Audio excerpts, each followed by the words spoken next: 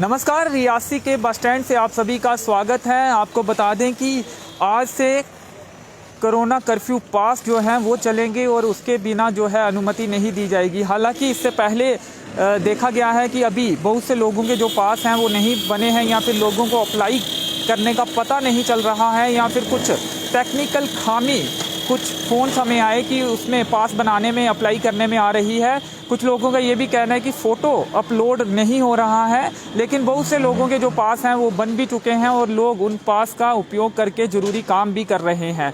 कल एक आदेश भी जारी हुआ था और डीसी रियासी द्वारा कल प्रेस कॉन्फ्रेंस कर भी ये जानकारी दी गई थी कि जिस तरह से कोरोना कर्फ्यू में भी कुछ लोग जो हैं अनवांटेड बाहर निकल रहे हैं, जिसके मार्फत अब कोरोना कर्फ्यू पास जारी किए जाएंगे और कोरोना कर्फ्यू पास जिन लोगों को जारी किए जाएंगे वही लोग मूवमेंट करेंगे। उसके अलावा लोगों को मूवमेंट नहीं करने दी जाएगी, यानी कि कोरोना कर्फ्यू पास के बिना जो मूवमेंट है लोगों की वो नहीं हो पाएगी। तो आज की अपडेट अगर आपको दें तो आपको बता दें कि 1 बजे तक फल सब्जी की, डेयरी की दुकानें जो हैं वो खुलनी थी, पोल्ट्री बेकरी की दुकानें खुलनी थी और 1 बज चुका है। अब हम रियासी के बस स्टैंड में भी देख रहे हैं जो फल सब्जी की दुकानें हैं वो अब बंद हो चुकी हैं और कुछ देर पहले की बात करें तो बंद हो रही थी। कुछ एक दुकानें अभी भी जो दुकानदार हैं वो बंद कर रहे हैं।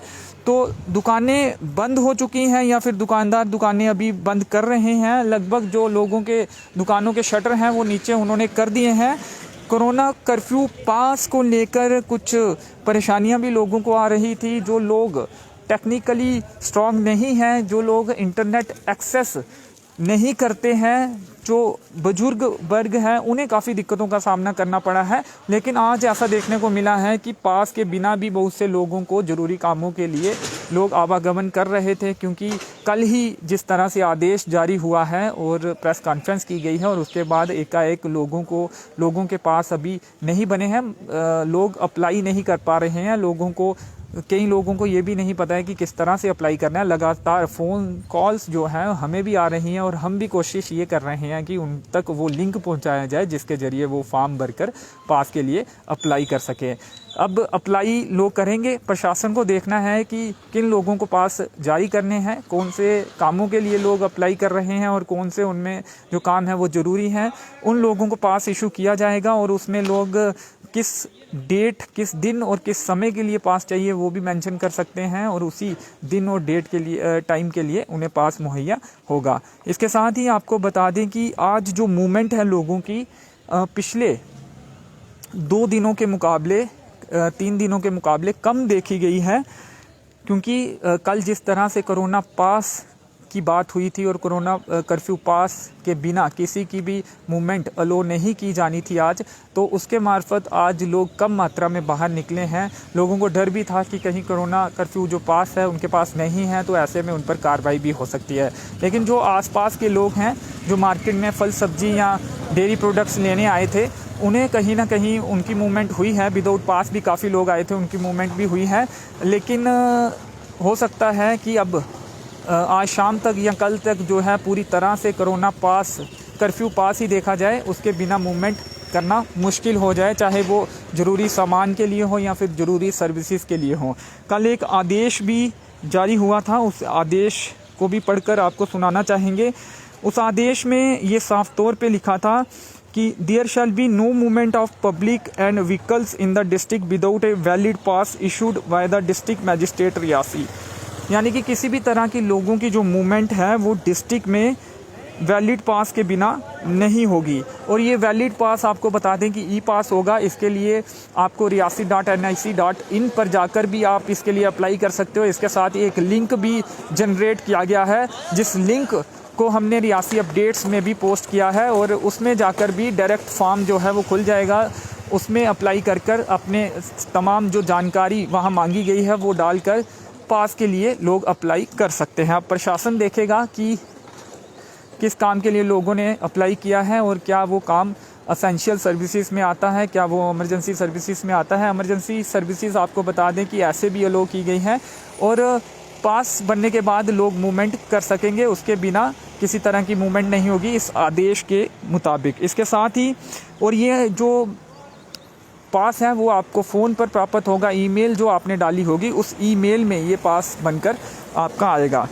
Only e pass issued under the seal and signature of district magistrate Reasi as shall be available on riasi.nic.in shall be considered as valid pass. यानी कि जो वैलिड पास है वो ई पास होगा जो कि डिस्ट्रिक्ट मैजिस्ट्रेट रियासी द्वारा जारी किया जाएगा। The passes shall be applied online and issued directly to the applicant online. जो बात हमने आपको पहले भी बता दी कि ऑनलाइन ही अप्लाई होगा और directly to the applicant online ही लोगों को ये पास प्राप्त होगा। यानी कि आपके फ़ोन में ही ये पास आपको प्राप्त हो जाएगा और फ़ोन से ही आपने इसके लिए अप्लाई करना है। और जहाँ भी आपको कोई पुलिसकर्मी कोई भी जवान रोकता है तो ये पास आप उन्हें दिखा सकते हैं।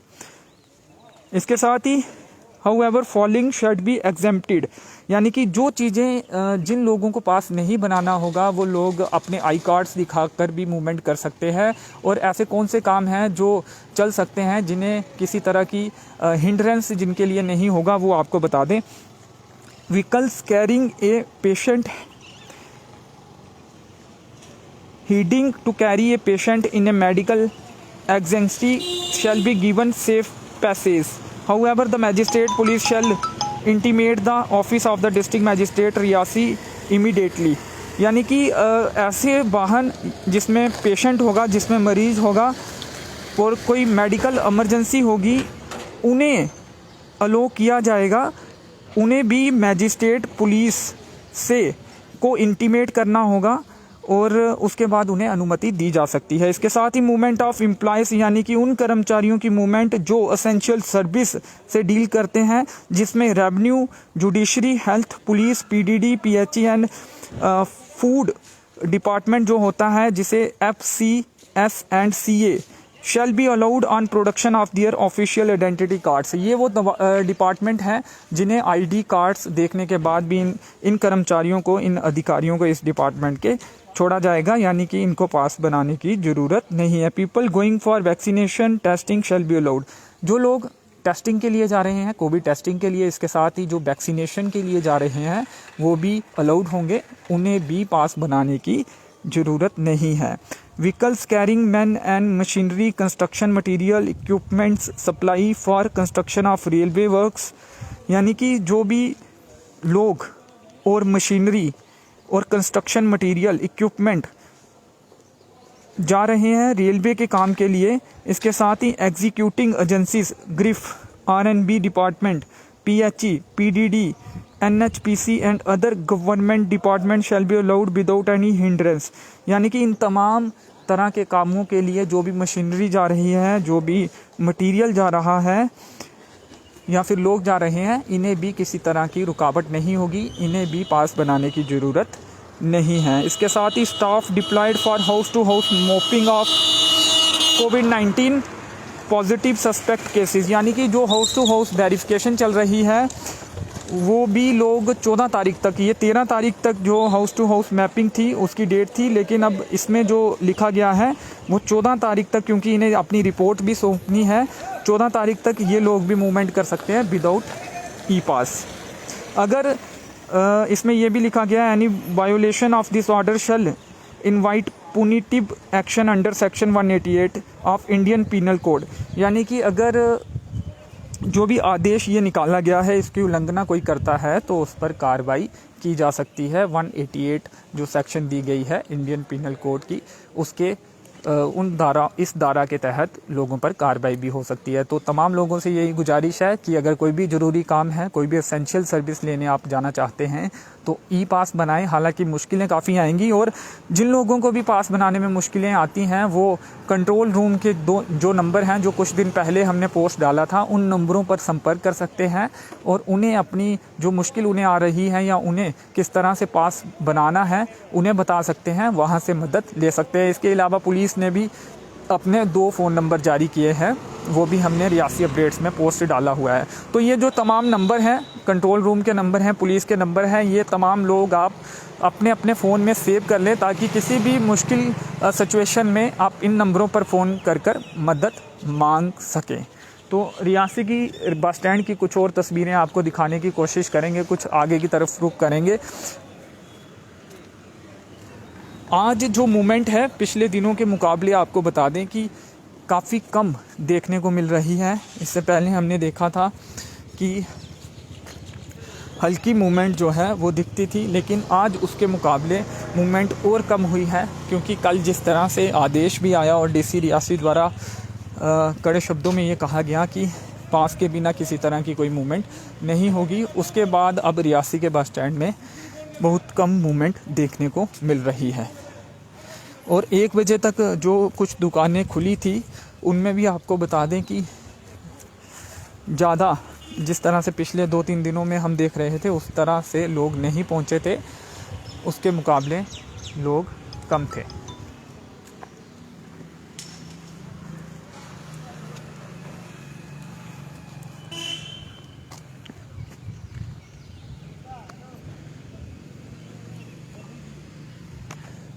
तो बस स्टैंड में भी जो पब्लिक वाहन हैं वो कुछ एक पब्लिक वाहन ही पार्क हुए हैं।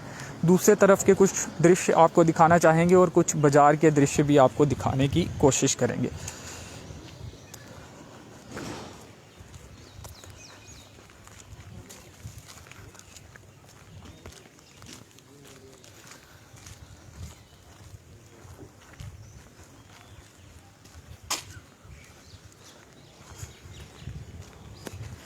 तो आपको बता दें कि मीडिया के लिए भी पास ज़रूरी है और हम लोगों ने अप्लाई भी किया है। जिस तरह से लोग अप्लाई कर सकते हैं उसी तरह मीडिया कर्मियों ने भी पासिस के लिए अप्लाई किया है और हमारे लिए भी सेम क्राइटेरिया है, हमें भी उससे बाहर नहीं रखा गया है, लेकिन हमने अप्लाई किया और हमारा पास बन भी गया है। इसी तरह जिन भी लोगों को ज़रूरी काम है वो अपना पास बना सकते हैं। ज़िला प्रशासन तय करेगा कि किससे पास जारी किया जाएगा और जो रीज़न वो दे रहे हैं क्या उसके लिए पास जारी किया जा सकता है या नहीं। काफ़ी सारी मुश्किलात जो हैं वो लोगों को पेश आ रही हैं। जाहिर तौर पर कई ज़रूरी काम लोगों को हैं, मेडिकल इमरजेंसी भी है, लेकिन मेडिकल इमरजेंसी होने पर लोग जा सकते हैं। उस सिचुएशन में ई पास की ज़रूरत नहीं होगी।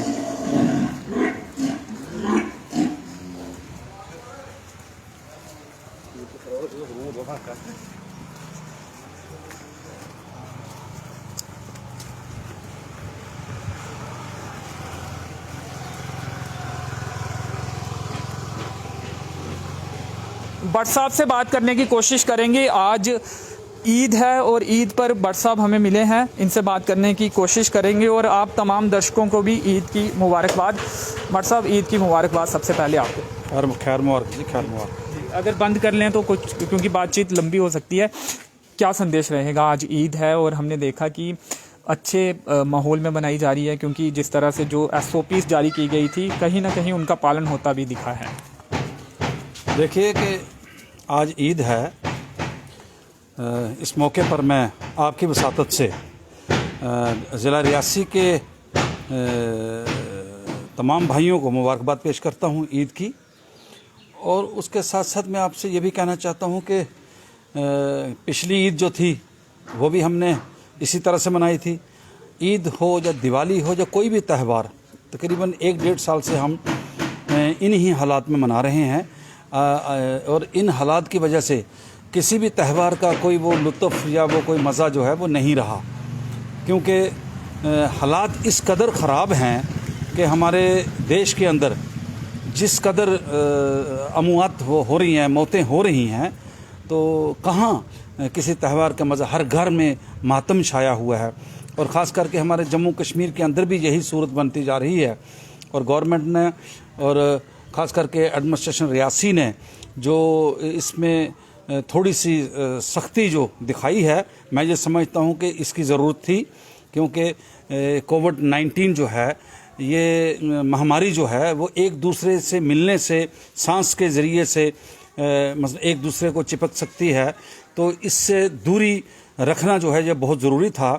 तो इसी वजह से आज ईद की नमाज भी जो थी वो ईदगाह में नहीं हुई, क्योंकि ईदगाह में अगर नमाज होती तो वहाँ तकरीबन 2-2.5 हज़ार आदमी इकट्ठे हो सकते थे, लेकिन मैं रियासी के मुस्लिम बरादरी को इस बात की मुबारक देता हूँ कि उन्होंने सरकार की जो गाइडलाइन है या महकमा हेल्थ की तरफ से जिस किस्म के जो हदायत दी जा रही हैं उसके मुताबिक इन्होंने काम किया। उस पर अमल करते हुए उन्होंने ईदगाह में कोई नमाज नहीं अदा की और इस पर पूरा अमल किया। मैं इसके लिए अपनी पूरी मुस्लिम बरादरी का शुक्रगुजार भी हूँ और ईद की मुबारक भी उनको देता हूँ।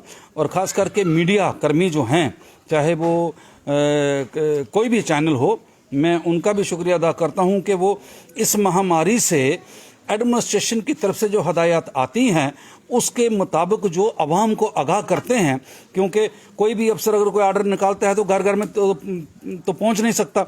वो तो मीडिया की वसातत से ही जो है वो हर आदमी को इस बात की इतला मिलती है। मैं मीडिया का भी शुक्रिया अदा करता हूं कि उन्होंने जिस कदर काम किया है वो सराहनीय है।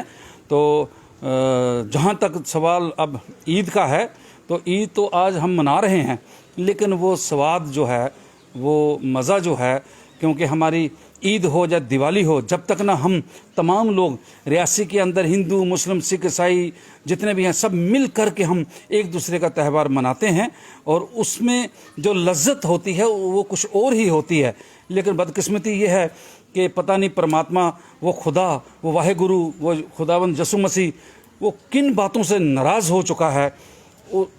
इसीलिए ये कहर जो ये आसमानी है, ये खुदा की तरफ से, उस परमात्मा की तरफ से हम पे जो कहर नाजिल हुआ है, इस कहर से बचने के लिए हमें अपने दिल के अंदर वो बुग़्ज़, वो जलन, वो हसद, उसको ख़त्म करना चाहिए और परमात्मा के असूलों पे जो चाहता है, परमात्मा या खुदा जो चाहता है उसके नक्शे कदम पर चलना चाहिए, ताकि हमारी माफ़ी हो, वो हमें माफ़ करे।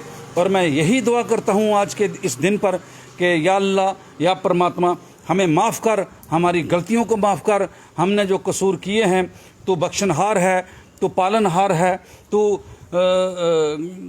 सब कुछ कर सकता है। लिहाजा हमारे देश पर रहम कर, हमारे देश की ये महामारी जो है इसको ख़त्म कर, ताकि ये हमारी उम्मत जो है, ये हमारे लोग जो हैं देश के, ये आपकी देन है, आपने दुनिया में लाए हैं और इनको खुश रख और इनके लिए जो है वो कोई ऐसा रास्ता निकाल ताकि इस महामारी से हम बच सकें और हर आदमी चैनो सुकून की ज़िंदगी बसर कर सके। क्या उम्मीद है कि अगले साल जब ईद का मौका आएगा या फिर दिवाली का मौका आएगा तो सब, आपने कहा कि सब मिलकर वो ये त्यौहार मनाएंगे, ऐसी उम्मीदें हैं कि तब ये कोरोना वायरस जो महामारी है जल्दी यहाँ से जाएगी, जिस तरह से काम भी हो रहे हैं? वैक्सीनेशन में हालांकि काफ़ी प्रॉब्लम्स आ रही हैं, क्या वैक्सीनेशन 18+ के लिए भी मांग करेंगे आप जल्दी से? देखिए, उम्मीद से इनकार करना ये बहुत गलत बात है। अगर हम ये कहें कि हम उस परमात्मा से, उस खुदा से उम्मीद नहीं रखते, तो इसका मतलब ये है कि हम खुदा पे और परमात्मा यकीन नहीं रखते, परमात्मा पे, खुदा पे यकीन नहीं रखते। हमें पूरी उम्मीद है कि वो हम पे रहम करेगा और इस महामारी को ख़त्म करेगा और हम सब लोग मिल कर के एक दूसरे के ब्याह शादियों में, खुशी गमी में और हर किस्म की जो है, मैं कहता हूं कि जहां तमाम लोग मिल करके किसी किस्म का भी कोई फंक्शन, को प्रोग्राम हो, हम उसमें शामिल होंगे। तो ये हमें पूरी उम्मीद है कि वो रहम करने वाला है, वो रहम करेगा। अलबत्ता जहां तक आपने कहा कि वैक्सीन का तल्लुक है, कि वैक्सीन जो है वो 18 साल से 45 साल तक के लोगों को जो मिलनी चाहिए वो ज़रूरी है। और अब तो मैं ये कहता हूं कि मैं अपने मुस्लिम भाइयों से भी ये कहना चाहता हूं कि अब तो रमज़ान भी ख़त्म हो गया। जिन्होंने पहली डोज नहीं ली है उनको फ़ौरन वो ले लेनी चाहिए। और जो लोग, मैं खुद डर रहा था, सच्ची बात बताता हूँ आपको, मैं डर रहा था कि मैं वैक्सीन लूँगा, पता नहीं कितनी तकलीफ़ होगी, लेकिन मैंने वो वैक्सीन ले ली। मेरी मिसेज और मैं दोनों के, हमने जब वैक्सीन ली, हमें पता ही नहीं चला कि इंजेक्शन लगा कि नहीं लगा, कोई किसी किस्म की कोई तकलीफ़ भी नहीं हुई है। तो इसलिए मैं तमाम लोगों से ये कहना चाहता हूँ कि उनको वैक्सीन लेनी चाहिए, लापरवाही नहीं करनी चाहिए। परमात्मा ने हमें पैदा किया है, लेकिन उसने हमें दिमाग भी दिया है कि अपने दिमाग से काम लो और अपने आप को बचाने के लिए हर वो रास्ता इख्तियार करो जहाँ से हमारी जान बच सकती है। अगर हम जानबूझ करके, अगर आगे चीता आ रहा है, पीछे खाई है, तो अगर हम उधर दौड़ेंगे तो खाई में गिरते हैं, आगे जाएंगे तो चीता पकड़ता है। लेकिन हमें वो रास्ता निकालना चाहिए, ना खाई में गिरे ना चीता हमें पकड़े, ऐसा रास्ता निकालना चाहिए। क्योंकि हम इंसान हैं, हमें अपने दिमाग से काम लेना चाहिए। हमें परमात्मा ने दिमाग दिया है, तो इसलिए हमें वैक्सीन लेनी चाहिए। और मैं सरकार से और एडमिनिस्ट्रेशन से ये मुतालबा करता हूँ कि जो सीनियर सिटीज़न जो थे उन्होंने तो वैक्सीन ली है, अगर जो बाकी हैं वो ले लेंगे।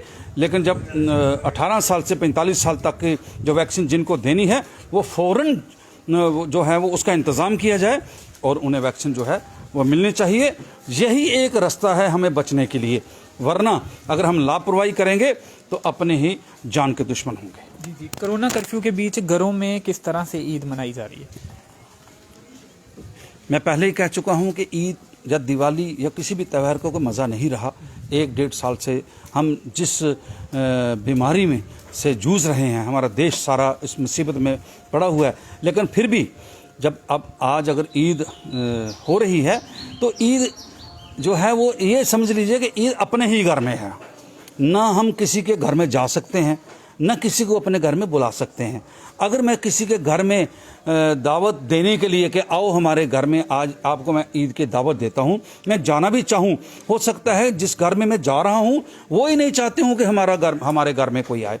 एक खौफ है, एक डर सा पैदा हुआ है। तो इसलिए मैं ये कहता हूं कि ईद तो है, माह रमज़ान में जिन्होंने रोज़े रखे हैं और खुशी मनाने के लिए आज ईद है। और छोटे छोटे बच्चे, नन्हे बच्चे, किसी को चप्पल लेनी है, किसी को सूट लेना है, किसी को किस तरह है, कहाँ ना किसी को चप्पल मिल रही है, ना किसी को सूट मिल रहा है, ना किसी को उसकी मर्ज़ी के मुताबिक उसके जो अखराजात हैं वो पूरे हो रहे हैं। ऊपर से मैं ये कहता हूँ कि तमाम कारोबार ख़त्म हो चुका है, लोगों के पास पैसे ही नहीं हैं, घर में एक राशन नहीं है, लोगों के खाने के लिए रोटी नहीं है। कैसी ईद, कहाँ की ईद? मैं तो ये कहता हूँ कि वो खुदा माफ़ करे। मेरी यही है, मैं फिर भी यही कहूँगा कि या अल्लाह हमें माफ़ कर, या परमात्मा हमें माफ़ कर, हमारी गलतियों को माफ़ कर, कि आने वाला जो समय है वो हम ठीक ढंग से बिताएं और जिसमें तमाम लोग जो हैं प्यार से, मोहब्बत से, खलूस के साथ और आपसी भाईचारे के साथ मिलकर हम चलें, उसी में जन्नत है। ई पास बनाकर ही बाहर निकला जा सकता है, तो ऐसे में कुछ लोगों को दिक्कत आ सकती है आपके मुताबिक, जो इंटरनेट एक्सेस करना नहीं जानते हैं, तो ऐसे में क्या होना चाहिए? देखिए, मैं आपको एक बात बताता हूँ। बात यह है कि मुझे नहीं लगता है कि एडमिनिस्ट्रेशन को सलाह कौन देता है। जो ई पास है, अगर कोई आदमी सब्जी लेने के लिए बाज़ार आएगा, एक तो आपने सब्जी की दुकानें खोल रखी हैं, दूध दही की दुकानें खोल रखी हैं, और मेडिकल शॉप्स जो हैं वो खोल रखी हैं। अगर मुझे मेडिकल शॉप या किसी सब्जी लेने के लिए आना हो तो पहले मुझे ई पास बनवाना है। अगर मेरे पास ई पास नहीं होगा तो मैं वो लेने जा नहीं सकता हूँ। और फिर दूसरी बात यह है कि जो कंट्रोल की दुकानें हैं सरकारी, जहाँ से राशन मिलता है, मुझे राशन लेने के लिए जाना है तो पहले मुझे ई पास बनवाना है। मुझे समझ नहीं आती है कि ई पास आप सक्षम हैं ई पास खुद अप्लाई कर सकते हैं, तमाम जो फॉर्मेलिटीज? मैं तो मिस कॉल नहीं निकाल सकता हूं अपने मोबाइल से, तो ई पास कैसे बनाऊंगा? अगर मैं मिस कॉल ही नहीं निकाल सकता हूं, कि अगर आप मुझे मिस कॉल देंगे तो मैं मिस कॉल नहीं निकाल सकता कि किसकी मिस कॉल आई है, मैं उसको जवाब कैसे दूं? तो ई पास बनाने के लिए मुझे ऑनलाइन अप्लाई करना है। सारा कुछ बंद है। अगर साइबर कैफे खुले हैं, वहां जाने के लिए मुझे तो पहले पास चाहिए, वो भी बंद है। वो भी बंद है। और डॉक्टर की दुकान पे जाने के लिए मुझे पास चाहिए, मैं वहाँ जा नहीं सकता हूँ। मुझे समझ नहीं आती है कि एडमिनिस्ट्रेशन मतलब किस किस्म के फैसले करती है। मैंने बार बार ये कहा कि एडमिनिस्ट्रेशन को ये मैंने कहा, लेकिन सुनता कोई नहीं है कि कम से कम 4 आदमी शहरदार के मुअज़्ज़िन को बुला लिया जाए, उनके साथ बैठकर बात कर ली जाए कि हमें क्या करना चाहिए। हम एडमिनिस्ट्रेशन को सपोर्ट करना चाहते हैं। इस बीमारी को खात्मे के लिए हम एडमिनिस्ट्रेशन को सपोर्ट करना चाहिए, लेकिन इसका मतलब ये नहीं है कि हम उनको सपोर्ट करें तो जनता को भूखा मार दें। कम से कम ऐसा रास्ता निकालना चाहिए जिससे जनता को कोई तकलीफ ना पहुंचे। ई पास तो होना चाहिए, लेकिन ई पास बनाने के लिए रास्ता क्या है? या तो आप एक चौक चबूतरा में साइबर कैफे की दुकान खुलवा दो, और एक गणेश मंदिर के पास खुला दो, एक बस अड्डे के पास खुला दो, एक नई बस्ती में खुला दो, ताकि जिसको ऑनलाइन पास बनाने के लिए अप्लाई करना है वो वहाँ जा सके। अगर आपने पास के बगैर कहीं जाने नहीं देना है तो ई पास बनेगा कैसे? वो दुकानदार के पास जाएगा कैसे? वो डॉक्टर की दुकान, मेडिकल शॉप पे कैसे जाएगा? सब्जी की दुकान पे कैसे जाएगा? दूध लेने कैसे जाएगा? दुकानदार भी जब दुकान खोलने आएंगे, मूवमेंट करेंगे, तो उनको भी पास चाहिए। उनको भी पास चाहिए। अब या तो टोटल बंद कर दो, टोटल बंद कर दो, किसी को घर से निकलने ही नहीं दो। जो मरता है घर में मर जाए, जो डॉक्टर के पास नहीं जा सकता तो मरे घर में। ये मुझे नहीं समझ आती है कि एडमिनिस्ट्रेशन क्या कर रही है। एडमिनिस्ट्रेशन को ये चाहिए कि कुछ मैं कहता हूं कि जो थोड़ा सा दिमाग रखने वाले लोग हैं उनको भी अपने पास बिठा के उनकी भी राय ले लिया करो, ताकि उसके बाद एक कोई हल निकले मिल करके। ये थोड़ी है कि तुगलकी फरमान जारी कर दिया। मतलब एक आदमी अगर कोई जा रहा है, उसका कोई बाप मर गया है, वो घर से निकला है, घर से निकल गया है, और आधे घंटे के बाद एक फरमान जारी हो गया। पुलिस का काम है जो उस फरमान पे अमल करना है, वो अमल करेंगे। उसका बाप मर गया है, उसको लकड़ी दिलवाने के लिए उसने जाना है, वो वहाँ जा नहीं सकता है क्योंकि तुगलकी फरमान जारी हो गया है। वो कम से कम कोई सोच समझ कर फैसला लेना चाहिए कि हमें क्या करना है। मुझे समझ नहीं आती है, मतलब तुरंत जो फैसले होते हैं वो गलत होते हैं। शहर है ये, शहर के चंद लोगों को बुला लिया जाए, उनके साथ बैठकर मीटिंग में फैसला कर लिया जाए कि कैसा होना चाहिए। हो सकता है कि मेरे जैसा अनपढ़ आदमी भी कोई अच्छी राय दे, या और भी बड़े सारे लोग यहाँ पर है कोई अच्छी राय दे देगा, जिससे एडमिनिस्ट्रेशन को नुक्ताचीनी का सामना ना करना पड़े। वैसे तो एडमिनिस्ट्रेशन जो कर रही है वो हमारे ही हक में कर रही है, लेकिन उसकी वजह से बहुत सारे लोगों को नुकसान भी पहुंच रहा है। या मैं गलत कह रहा हूं तो बताइए मुझे। चलिए, शुक्रिया आपका, थैंक यू। तो मिस कॉल निकालना नहीं आती है। इन्होंने कहा कि कुछ ऐसे भी लोग होंगे, जैसे कि इन्होंने कहा कि मिस कॉल निकालना भी मुश्किल हो जाता है, तो ऐसे में ई पास के लिए वो लोग, वो तबका, वो बुजुर्ग लोग, या फिर जो टेक्निकली स्ट्रांग नहीं हैं, या फिर जो इंटरनेट एक्सेस नहीं कर पाते हैं, वो लोग ऐसे में ई पास के लिए अप्लाई कैसे करेंगे? ये एक सवाल है, जो सवाल तारिक भट्ट जी ने उठाया भी है। तो चलिए कुछ और दृश्य आपको गणेश मंदिर के पास के दिखाने की कोशिश करेंगे। ई पास अप्लाई भी लोग कर रहे हैं, कुछ दिक्कतों का सामना भी लोगों को करना पड़ रहा है फ़ोटो अपलोड को लेकर, लेकिन बहुत से ई पास जो हैं वो जारी भी हुए हैं। लेकिन बहुत से लोग ये सवाल भी कर रहे हैं कि उनके लिए ई पास अप्लाई करना बेहद मुश्किल कार्य है, तो ऐसे में वो ई पास अप्लाई कैसे करेंगे? और अगर उन्हें ज़रूरी किसी काम से या फिर ज़रूरी सामान ख़रीदने बाहर निकलना है, या फिर दवाई लेने आना है, तो ऐसे में वो मूवमेंट कैसे कर पाएंगे? ई पास अगर उनका नहीं बनेगा, वो अप्लाई नहीं कर पाएंगे, तो वो ऐसे में मूवमेंट कैसे कर जाएंगे? लेकिन दूसरी तरफ इनका ये भी कहना है कि जो प्रशासन ये काम कर रहा है, लोगों की भलाई के लिए किया जा रहा है, लेकिन ऐसे में स्थानीय लोगों को भी के साथ भी बैठक होनी चाहिए, और स्थानीय लोगों से भी, शहर के जो कुछ लोग हैं उनसे भी राय मशवरा करना चाहिए, और उसके बाद ही जो फैसला है वो करना चाहिए। तारिक भट्ट जी ने ये साफ तौर पे कहा है कि ये जो आइडियाज़ हैं वो कहाँ से प्रशासन लाता है, कहीं ना कहीं स्थानीय लोगों के साथ भी डिस्कशन होनी चाहिए, और इस डिस्कशन के बाद ही कोई बड़ा फैसला लिया जाना चाहिए।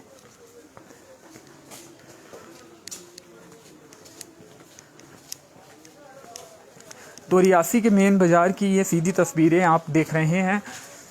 आपको बता दें कि आज से ई पास देख कर ही मूवमेंट करने का आदेश जारी हुआ है, लेकिन अभी बहुत से लोग जो हैं उन्होंने ई पास नहीं बनाए हैं। ऐसे में कुछ मूवमेंट आज ई पास के बिना भी देखी गई, लेकिन बहुत से लोग हैं जिन्होंने पास के लिए अप्लाई कर दिया है। बहुत से लोगों के पास भी जो हैं वो जारी हो चुके हैं।